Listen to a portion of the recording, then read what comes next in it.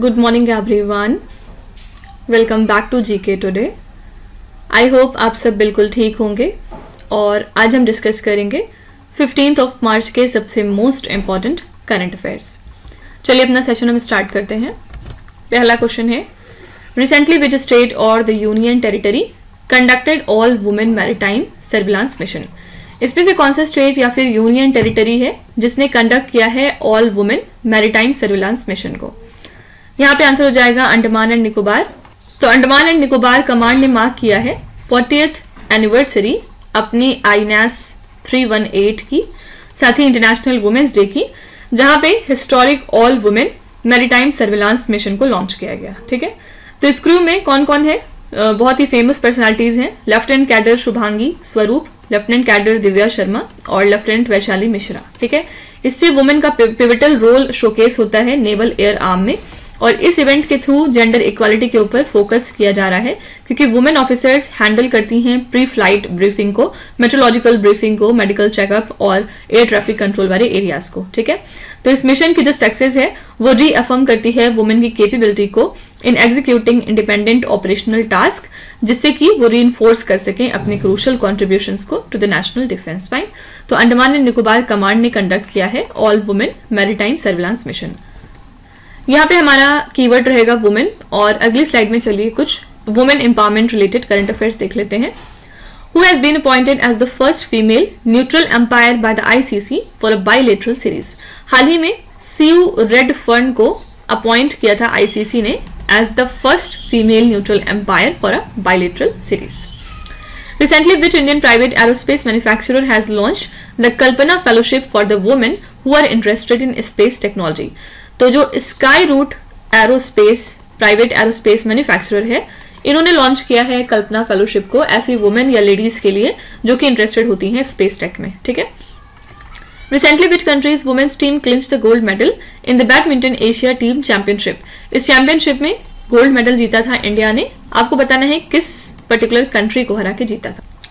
Next is, when is the national women's day observed every year in India.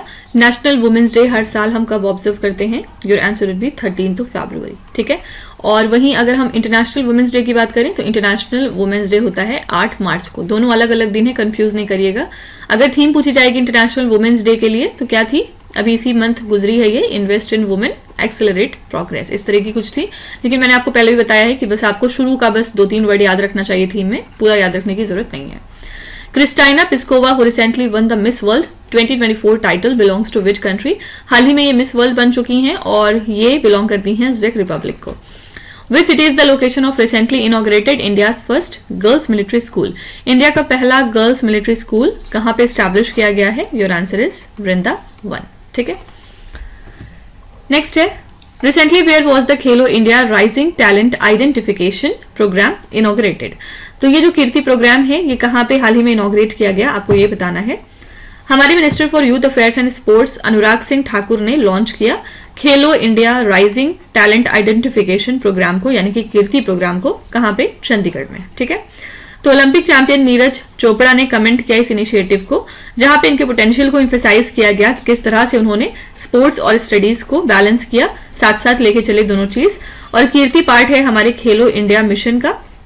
इसके through हम ऐसे athletes को target करते हैं जो कि 9 से लेके 18 ईयर्स ऑफ एज के बीच में होते हैं स्कूल्स के अंदर।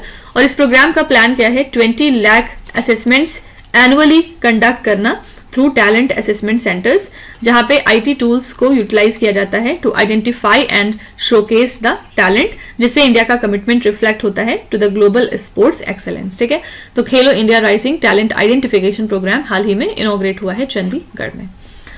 चलिए यहाँ पे कुछ हम होस्ट रिलेटेड करंट अफेयर्स देख लेते हैं। Recently which country hosted the 17th annual international biocuration conference. कौन सी कंट्री है जिसने 17वां एडिशन होस्ट किया है एनुअल इंटरनेशनल बायोक्यूरेशन कॉन्फ्रेंस का? तो यहाँ पे आपका आंसर हो जाएगा इंडिया। ठीक है, इंडिया ने होस्ट किया था इस कॉन्फ्रेंस को। Recently which institute hosted the all India research scholar summit 2024। इसको होस्ट किया है आईआईटी मद्रास ने। The first ever Maharashtra's MSME Defense Expo is recently hosted in which Indian city? ये महाराष्ट्र का पहला MSME Defense Expo था जो कि हाल ही में होस्ट किया गया पुणे सिटी के द्वारा। Mobile World Congress 2024 is recently hosted by which country? Mobile world congress को होस्ट किया है स्पेन कंट्री ने।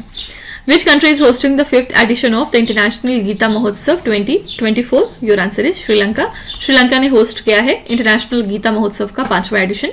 FIFA World Cup 2026 will be hosted by which one of the following countries? तो इसको 3 कंट्रीज मिलकर ज्वाइंटली होस्ट करेंगी। कौन कौन सी कंट्रीज हैं ये? Canada, Mexico and the US. ठीक है। Mission Divya Astra recently seen in the news is related to which one of the following missile system? Mission Divya Astra किस मिसाइल सिस्टम से रिलेटेड है, आपको ये बताना है। एक्चुअली आपको याद होगा कि इंडिया ने सक्सेसफुली कंडक्ट कर लिया है अपना पहला फ्लाइट टेस्ट अग्नि 5 न्यूक्लियर बैलिस्टिक मिसाइल का 11th ऑफ मार्च को। ठीक है। और ये पार्ट है हमारे मेक इन इंडिया इनिशिएटिव का बाय DRDO।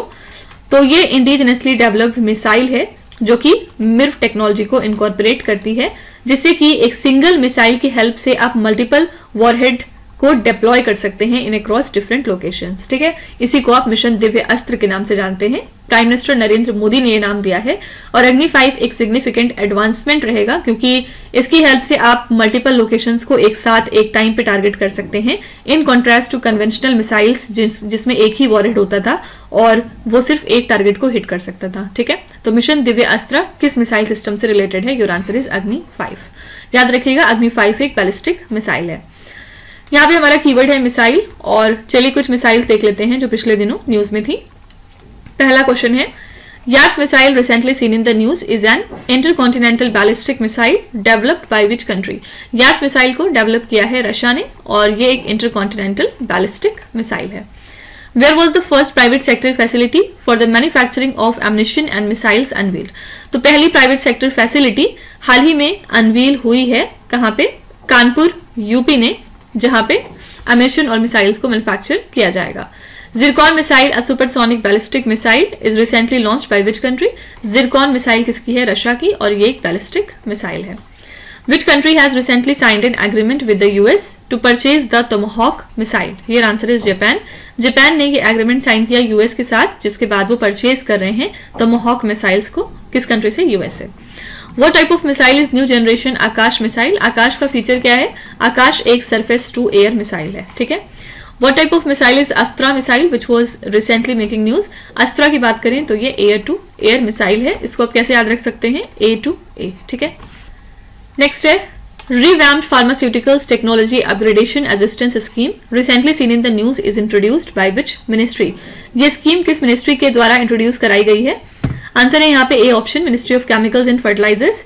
इन्होंने इस स्कीम को इंट्रोड्यूस कराया है और इस इनिशिएटिव के through quality based subsidies provide होती हैं टू द फार्मास्यूटिकल कंपनीज, जिसमें कि वो रिवाइज्ड शेड्यूल M और WHO के सर्टिफिकेशंस को अचीव करेंगे। ठीक है। इस स्कीम का बेसिक पर्पस क्या है? फार्मास्यूटिकल इंडस्ट्री के स्टैंडर्ड्स को एलिवेट करना, साथ ही एड्रेंस को प्रमोट करना to the revised schedule M and WHO की गाइडलाइंस, जिससे कि जो क्वालिटी और सेफ्टी है फार्मास्यूटिकल प्रोडक्ट्स की वो इनहांस हो सके जो कि कंट्री के अंदर मैन्युफैक्चर होते हैं। ठीक है। तो ये जो स्कीम है ये किस मिनिस्ट्री के द्वारा इंट्रोड्यूस कराई गई? आंसर है यहाँ पे ministry of chemicals and fertilisers. चलिए अगली स्लाइड में कुछ स्कीम देख लेते हैं जो न्यूज में थी। पहला क्वेश्चन है, नीलगलूम नरमा scheme recently seen in the news is launched by which Indian state? ये स्कीम लॉन्च की है तमिलनाडु ने। Recently which state has launched the state widow remarriage promotion scheme? ये स्कीम है झारखंड की। Recently which state government has launched an initiative to support the young entrepreneurs called as M Yuva scheme? M Yuva scheme को launch किया था उत्तर प्रदेश की सरकार ने, जिससे कि यंग एंटरप्रेन्योर्स को सपोर्ट किया जा रहा है। Indiramma housing scheme recently seen in the news is associated with which Indian state? Indiramma housing scheme किसकी है? Your answer would be Telangana. Which state government recently announced a fully funded universal life insurance scheme? ये scheme किसकी है? Answer is Nagaland. ठीक है। नागालैंड ने announce किया है fully funded universal life insurance scheme को। Recently, Ministry of Rural Development signed a memorandum of understanding with which institute to formalize their partnership in applications of geospatial technology and artificial intelligence. Ministry of Rural Development ने किस institute के साथ मिलकर एक MOU sign किया है, जिसके बाद वो अपनी पार्टनरशिप को फॉर्मलाइज कर रहे हैं in applications of geospatial technology and artificial intelligence? यहाँ पे आंसर हो जाएगा IIT Delhi. Ministry of rural development और IIT दिल्ली ने इस पर्पज के लिए एक MOU साइन कर लिया है, जिसका फोकस होगा भू प्रहारी प्रोजेक्ट। भू प्रहारी प्रोजेक्ट, ठीक है, under the Mahatma Gandhi national rural employment guarantee act. तो जो ऑफिशियल्स हैं इसमें, उन्होंने हाईलाइट किया इस पार्टनरशिप के सिग्निफिकेंस को कि किस तरह से ये नरेगा की एफिशिएंसी को इनहांस करेगा और ट्रांसपेरेंसी को बढ़ाएगा। ये जो इंटीग्रेशन है एडवांस टेक का, इससे होगा क्या, जो रूरल डेवलपमेंट प्रोसेसेस हैं वो मॉडर्नाइज होंगे, साथ ही अकाउंटेबिलिटी एंश्योर होगी, साथ ही ऑप्टिमल रिसोर्स एलोकेशन उनको दिया जाएगा, ठीक है। तो इसके लिए आंसर है बी ऑप्शन, IIT दिल्ली। चलिए यहाँ पे कुछ इंस्टीट्यूट्स देख लेते हैं जो न्यूज में थे। पहला क्वेश्चन है, recently which institute hosted the webinar on विकसित भारत कॉर्पोरेट गवर्नेंस फॉर 2047। ये इंस्टीट्यूट है IICA, फुल फॉर्म क्या होता है, Indian institute of corporate affairs, ठीक है। Recently, National Payments Corporation of India signed an agreement with which institute to conduct joint research on blockchain and artificial intelligence technology. NPCI ने हाल ही में IISc यानी कि Indian institute of science Bengaluru के साथ मिलकर एक एग्रीमेंट साइन किया है जिसमें कि वो जॉइंट रिसर्च को कंडक्ट कर रहे हैं on blockchain and artificial intelligence technology, ठीक है। CSIR Indian Institute of Petroleum has signed a memorandum of understanding with which state to deploy the technology of making fuel from the pine needles. तो Indian institute of petroleum ने ये MOU sign कर लिया है Uttarakhand state के साथ, जिसके बाद जो फ्यूल बनाने की टेक्निक है फ्रॉम पाइन नीडल्स उसको डिप्लॉय किया जाएगा। Recently, Ministry of Jal Shakti signed an agreement with which institute for the establishment of an international center of excellence for the dams. तो हमारी जल शक्ति मिनिस्ट्री ने Indian institute of science Bengaluru के साथ ये एग्रीमेंट साइन किया है, जिसके बाद दोनों ही बॉडीज मिलकर एस्टैब्लिश करेंगे एक international centre of excellence for the dams. Recently, the National Institute of Ayurveda signed an agreement with which country to promote the Ayurveda and the Thai traditional medicine. तो National Institute of Ayurveda ने Thailand के साथ मिलकर ये agreement sign किया है, जिसके बाद आयुर्वेदा को प्रमोट किया जा रहा है और थाई ट्रेडिशनल मेडिसिन को। Prime minister of India recently inaugurated national institute of naturopathy named as Nisargagram in which Indian city. तो हमारे प्राइम मिनिस्टर ने इनॉग्रेट किया है नेशनल इंस्टीट्यूट ऑफ नेचुरोपैथी को, कहाँ पे, पुणे सिटी में, ठीक है। इसका नाम क्या है, निसर्गग्राम। Which one of the following best describes about INS Tushil recently mentioned in the news? INS Tushil क्या चीज है, आपको ये बताना है। तो INS तुशिल इंडिया की लेटेस्ट नेवल एसेट है। हाल ही में इसका सी ट्रायल शुरू हो चुका है रशिया के अंदर, ठीक है। ये पहली क्रीवक 3 फ्रिगेट है जिसको कि अक्वायर किया गया था अंडर प्रोजेक्ट 11356M, और ये एक 2016 इंटरगवर्नमेंटल एग्रीमेंट था रशिया के साथ हमारा। इस प्रोजेक्ट में टोटल 4 एडमाइरल क्लास फ्रिगेट्स होंगी, जिसमें कि रशिया 2 सप्लाई करेगा, ठीक है। पहली हो गई INS तुशिल और सेकंड हो गई INS दमाला, और जो रेस्ट 2 हैं उसको इंडिजिनस तौर पे इंडिया कंस्ट्रक्ट करेगा, फाइन। तो ये तलवार क्लास स्टेल्थ फ्रिगेट है बेस्ड ऑन प्रोजेक्ट 11356, और ये स्टेल्थ गाइडेड मिसाइल फ्रिगेट्स हैं जिससे कि इंडियन नेवी के स्पेसिफिकेशंस टेलर होंगे और इससे एयर सरफेस और सब सरफेस डायमेंशंस एड्रेस होंगे, ठीक है। तो INS तुशिल क्या चीज है, ये तलवार क्लास स्टेल्थ फ्रिगेट है, फाइन। चलिए कुछ Indian navy related current affairs देख लेते हैं। Where were the Indian Navy's annual refit conference 24 and annual infrastructure conference 24 conducted? ये कहाँ पे कंडक्ट हुआ है, आंसर इज मुंबई, ठीक है। ये कॉन्फ्रेंस हुई थी मुंबई में। Which naval ship was recently decommissioned after providing 38 years of service to the Indian Navy? यहाँ पे आंसर हो जाएगा INS निरूपक, ठीक है। इसको डिकमीशन कर दिया गया है total 38 years of service provide करने के बाद to the Indian navy. Who has been appointed as the Director General of the Naval Operations in the Indian Navy? Here answer would be Vice Admiral A.N. Pramod, ठीक है। ये बन चुके हैं नए डायरेक्टर जनरल नेवल ऑपरेशंस के। Recently, which 3 Indian Navy ships were decommissioned after providing 40 years of service? कौन से 3 इंडियन नेवी शिप्स हैं जिनको कि डिकमीशन कर दिया गया है 40 साल की सर्विस के बाद?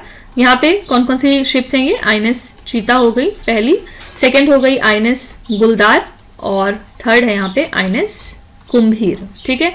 इन तीनों शिप्स को हाल फिलहाल डिकमीशन किया गया है।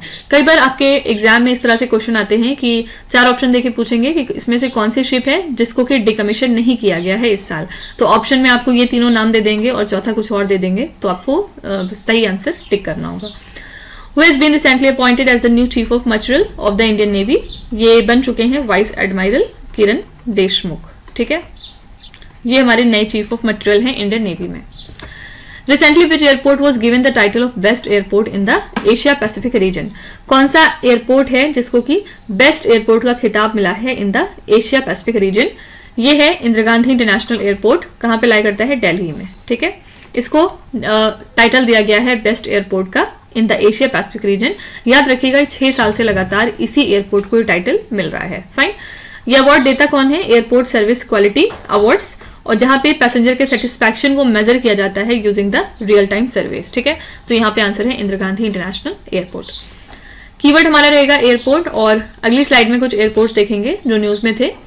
Recently the government of India has declared which airport as an international airport. यहाँ पे आंसर हो जाएगा सूरत एयरपोर्ट। ठीक है, इंडियन गवर्नमेंट ने सूरत एयरपोर्ट को हाल ही में डिक्लेयर किया है as an international airport. Recently, which 2 airports were awarded the best airport of the year at the Wings India Awards 2024? Wings India कहाँ पे हुआ था, हैदराबाद में। और कौन से 2 एयरपोर्ट्स हैं जिनको best airport of the year का खिताब मिला है? इसमें पहला है केम्पेगौड़ा इंटरनेशनल एयरपोर्ट जो कि बेंगलुरु में है, और सेकंड है इंदिरा गांधी इंटरनेशनल एयरपोर्ट जो कि दिल्ली में है। Which airport is the venue of the wings India 2024, जो कि इंडिया का लार्जेस्ट सिविल एविएशन इवेंट होता है।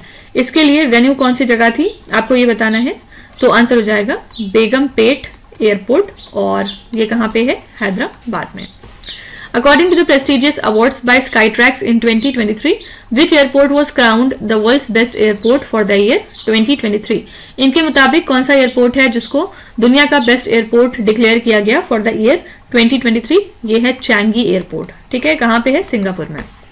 Recently, which Indian airport received the recognition at UNESCO's 2023 Prix Versailles? Answer is Kempegowda international airport जो कि बेंगलुरु में है। ठीक है, नेक्स्ट है India's fastest and indigenously developed IPMPLS multi protocol label switching router has been inaugurated in which Indian city? कहाँ पे inaugurate हुआ है ये?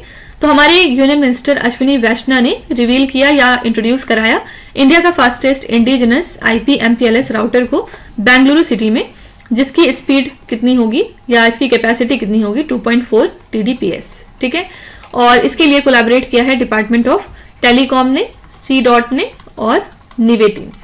ठीक है, तो ये राउटर जो है ये सिग्निफाई करता है एक मेजर माइलस्टोन इंडिया के टेक्नोलॉजिकल प्रोग्रेस में, जहां पे नेशन का प्रोग्रेस शोकेस होता है इनोवेशन सेक्टर में। फाइन, तो इंडिया का फास्टेस्ट और इंडिजिनसली डेवलप्ड राउटर हाल ही में इनॉग्रेट हो चुका है बेंगलुरु सिटी में।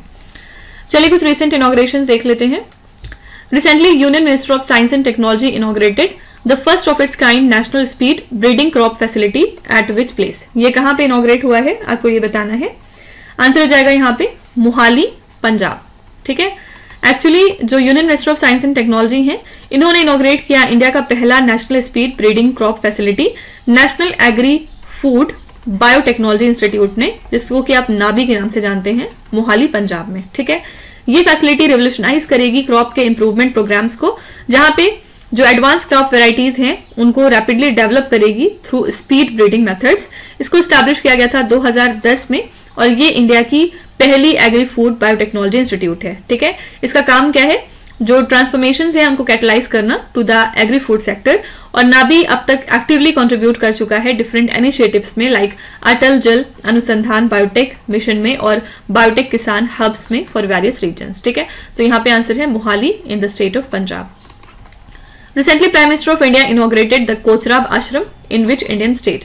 तो ये आश्रम कहाँ पे हाल ही में इनॉग्रेट हुआ है आपको ये बताना है।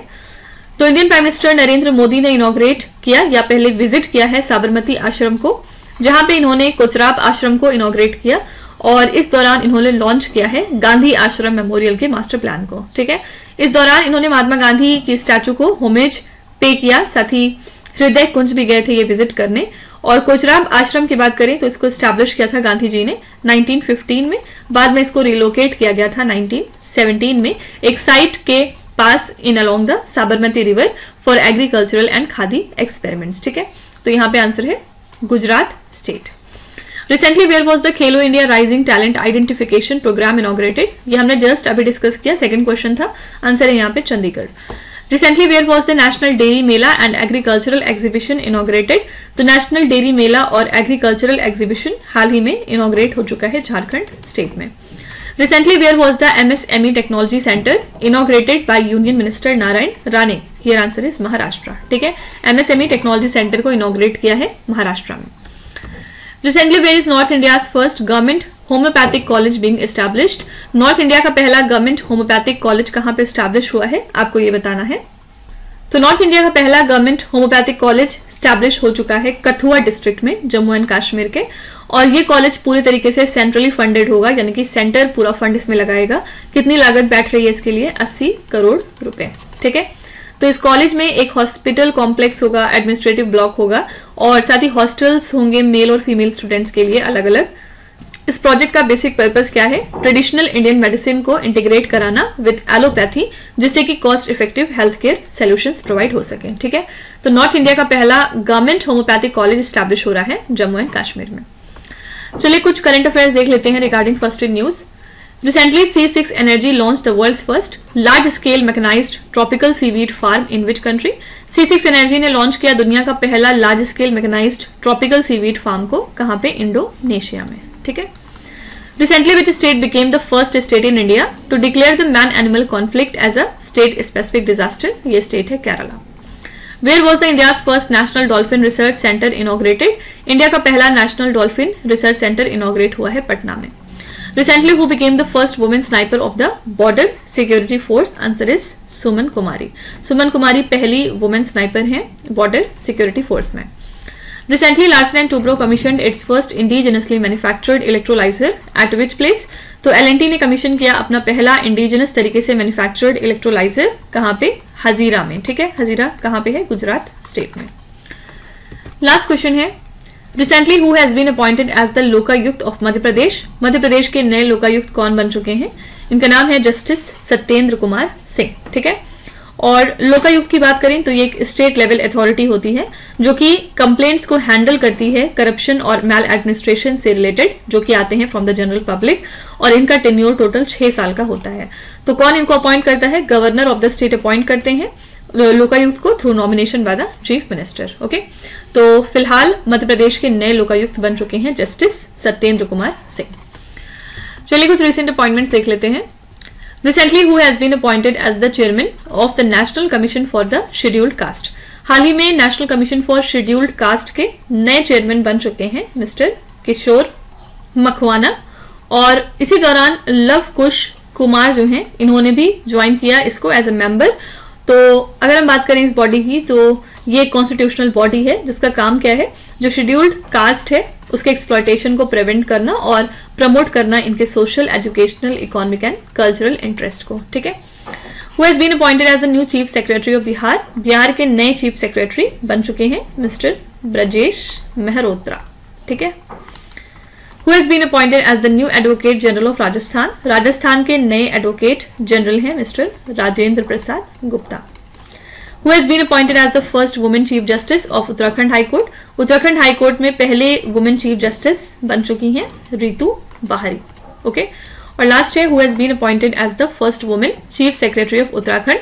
उत्तराखंड की पहली वुमेन चीफ सेक्रेटरी बन चुकी हैं राधा रतूर। फाइन, तो इसी के साथ हमने आज के सभी इंपॉर्टेंट करंट अफेयर्स को कवर कर लिया। आई होप कि आपने सेशन को काफी एंजॉय किया होगा और डेफिनेटली आप काफी कुछ नया सीख के ही जा रहे होंगे। चलिए फिर आपकी क्विज पे चलते हैं, जहां पे स्क्रीन पे आपको 5 क्वेश्चंस दिखाई दे रहे होंगे। ये क्वेश्चंस ऑलरेडी हम पीछे कहीं ना कहीं डिस्कस कर चुके हैं। यहाँ पे आपको वीडियो को पॉज करना है, हर क्वेश्चन को ध्यान से पढ़ना है, और इसमें से आपको जितने भी आते हैं आप उनका जवाब कॉमेंट्स में मेंशन कर सकते हैं, और जो नहीं आते उसके लिए बिल्कुल भी परेशान होने की जरूरत नहीं है। विथ टाइम डेफिनेटली आपका स्कोर इंप्रूव करेगा, बस आपको हमारे साथ कंसिस्टेंट और परसिस्टेंट रहने की जरूरत है। So that's it for today. I hope you have like the session. आज का सेशन आपको कैसा लगा आप जरूर बताइएगा कमेंट्स में। साथ ही साथ आपका कोई भी रिव्यू है, फीडबैक है या फिर सजेशन है तो वो भी आप हमें बता सकते हैं। हमें जानकर खुशी होगी और हम पूरी कोशिश करेंगे उसको इम्प्लीमेंट करने की। तो कल फिर हम मिलेंगे सेम टाइम सेम जगह कल के करंट अफेयर्स के साथ। Till then stay tuned. Thank you so much for watching, and please do not forget to subscribe to GK Today. With this, Meenuz Hadsana signing off.